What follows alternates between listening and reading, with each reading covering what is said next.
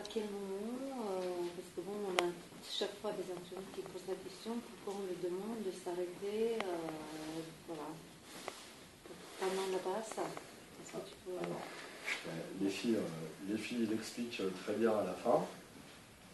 Alors, parce qu'elles ont entendu la consigne, et puis bon, c'est aussi un public féminin, donc elles ont aussi envie de me faire plaisir, donc voilà. Mais l'idée, c'est que quand je suis ancré, je suis équilibré, je vais faire une passe plus précise. Et autant, je pense que dans le handball masculin, il y a ce problème-là, mais de façon moins prégnante que dans le handball féminin, la passe dans le handball féminin, c'est le cancer du handball féminin. Donc, les gamines, la relation passeur-réceptionneur, elle est catastrophique. Donc, ça passe par, pour la porteuse, s'arrêter, s'équilibrer dès la réception du ballon.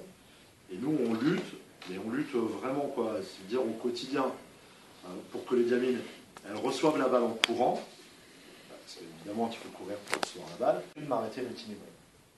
Et ça, alors nous, Christophe Kayabe et moi, nous on pense qu'elles ne peuvent pas le découvrir à 15 ou 17 ans. Il faut que dès les tout petits, voilà, c'est des moins de 13, donc moi ça me va très bien, dès les tout petits, elles entendent ces consignes-là. Dire, pour faire une passe, je dois m'arrêter l'équilibre. Voilà. Pour vous donner un exemple. C'est quelque chose qu'on trouve assez naturel chez les tout petits. Oui. Oui, ça ne reviendrait pas trop à l'idée de courir pour faire une passe. Oui. Mais il y a une déviance. Là, les gamines, c'est pour ça que quand je fais cette situation, je leur dis toujours, il faut traverser en faisant le moins de passes possible, mais pas forcément le plus vite possible. Et il y a des gamines pour lesquelles c'est ambigu, ça. Là, par exemple, il y avait Lola, la jeune fille, elle essayait d'aller vite, et du coup, systématiquement, elle était en déséquilibre. Il y avait une autre petite brunette, Jeanne, un t-shirt gris et short noir. Elle essayait aussi de transmettre vite, et du coup, elle était dans le déséquilibre permanent, ce qui fait qu'elle ne réussissait pas à faire les passes correctes. Voilà. Nous, pour vous donner un repère, c'est des consignes qu'on donne, y compris en dernière année de pôle. Donc des 97, qui ont fait 4 ans de structure, même la 4e année, elles ont toujours pas le droit de donner la balle en courant. Il faut s'arrêter, s'équilibrer. Voilà. Parce que, alors évidemment qu'en moins de 13, ça n'a pas de sens de le construire par là. Et l'objectif, c'est que, à terme, sur du moins 17 ou du moins 18, elle soit capable de donner une balle et que la balle, elle soit reçue au-dessus de la ligne d'épaule. Souvent, on donne... moi, j'ai eu un entraîneur qui me disait la poitrine. Moi, je pense que c'est déjà trop bas. Donc, on leur dise au-dessus de la ligne d'épaule en direction des yeux. Okay, voilà. Donc, en moins de 13, il y a Christophe, pas parce que c'est le groupe de Christophe, mais en moins de 13, on ne peut pas leur dire qu'il faut donner la balle au-dessus de la ligne d'épaule. Parce que elles n'ont pas de fixateur d'omoplate, et voilà. Mais déjà, le fait de s'arrêter, s'équilibrer, donc ça veut dire qu'on est dans les appuis ici, s'arrêter, s'équilibrer, avoir un bras gauche qui me sert à quelque chose, mais déjà rien que ça, pour une moins de 13, c'est énorme. Parce que c'est pas que de la motricité, c'est du muscle aussi. Pour tenir le bras là, il faut être musclé. Ça a l'air de rien, mais voilà, pour une gamine, c'est pas ça. Pour un gamin non plus, mais pour une gamine, c'est encore plus compliqué. Bien. Déjà, si toutes nos moins de 13, sur la région, elles arrivent à faire des passes en étant ici, putain, c'est déjà pas mal. C'est déjà pas mal. L'idée, c'est qu'après, on leur dise, voilà, maintenant, l'objectif, c'est de transmettre ta balle systématiquement au-dessus de la ligne d'épaule. Parce que dans le haut niveau, et ça peut être notre haut niveau régional, je ne parle pas du haut niveau bleu blanc rouge. Si Diana, elle joue avec moi, le but est ici. Diana, elle peut me donner la balle là. Ça, c'est déjà très bien. Pour nos filles sur la région, même sur les niveaux N2, N1, ça sera déjà très bien. Voilà. On a des gamines qui reçoivent des balles là. Mais dans le haut niveau, ce qui serait encore mieux, c'est pas que je reçoive la balle ici, c'est que je reçoive la balle là, directement dans l'espace arrière. Parce que le très haut niveau, c'est ça. C'est-à-dire que Diana, elle ne me donne pas la balle ici, et moi, je dois faire l'effort de venir là. C'est que Diana, elle me donne la balle là. Le très haut niveau, c'est ça. Ok? Alors évidemment que sur la région, ça ne concerne pas les masses de joueuses. Mais si on veut que nos gamines, dans nos clubs et dans nos championnats, moins 17, moins 18 et seniors, elles fassent de meilleures passes, ça passe par en moins de 13, et tu dois t'arrêter, t'équilibrer, ma chérie, t'as pas le choix. Et puis ton bras gauche, tu le mets là. À la fin, parce que ça me permet de percevoir. Là, on a quand même des gamines. Mais faites-le. Vous entraînez quoi comme collectif, là? Des adultes, des jeunes Adulte. Ouais, des petits trolls.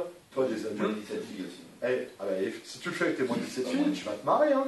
Parce que là, et c'est pas facile, là, pour les moins de 13, quel que soit le groupe de moins de 13. Mais quand même dans une situation où... Alors, moi, j'ai la balle. Ok. J'ai 2 partenaires. Il y a un défenseur. Je le caricature comme ça. Et où elle, des fois, elle fait cette passe-là. Nous, au tableau, on comprend rien que ça n'a pas de sens. C'est une truffe ou quoi? Sauf que si je ne suis pas arrêté équilibré et que je fais la passe dans le déséquilibre en courant, je ne peux pas percevoir, je ne peux pas voir ce qui passe, je ne peux pas m'informer. Souvent, on dit tous à nos gamins ou à nos gamines, mais informe-toi, mais c'est pas vrai, lève la tête. Ouais, mais lève la tête pour regarder quoi?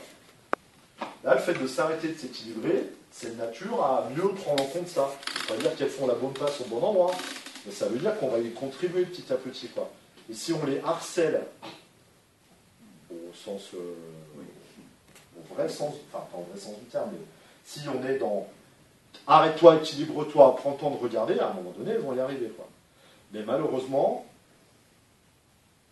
ben, c'est un boulot ingrat. C'est un boulot ingrat, parce que c'est un boulot de tous les instants, de toutes les séances. C'est pour ça que c'est ingrat.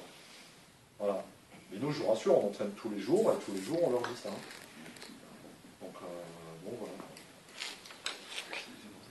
Moi, j'avais une remarque par rapport à l'exercice, c'est que je me suis aperçu que les gamines étaient en échec quasi, énormément d'échecs venaient de situations de passe arrière.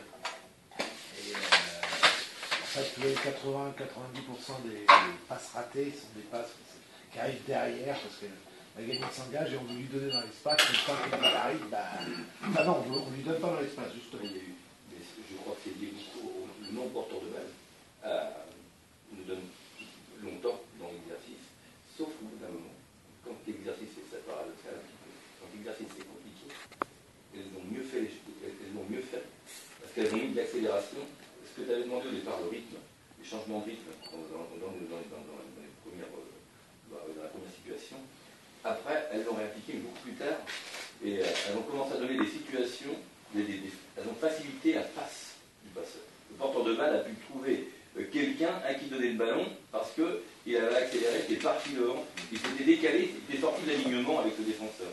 Et ça a facilité. Ce qui a manqué après, c'est qu'ils ont essayé de faire des passes un peu plus longues et il y avait un peu plus d'échecs. Alors que autrement, Là, pour répondre aux 2 questions. Là, ils ont vécu quand même une séance en accéléré, parce que peut-être que si c'est mon groupe, je prends le temps tranquillement d'aller moins vite dans l'enchaînement des situations, etc. Après, le problème de la passe arrière, c'est que, mais, de toute façon, mon D1, elle est compliquée, quoi. Alors que quand je suis là, donner une passe là, derrière moi, là, ça nécessite d'être dissocié.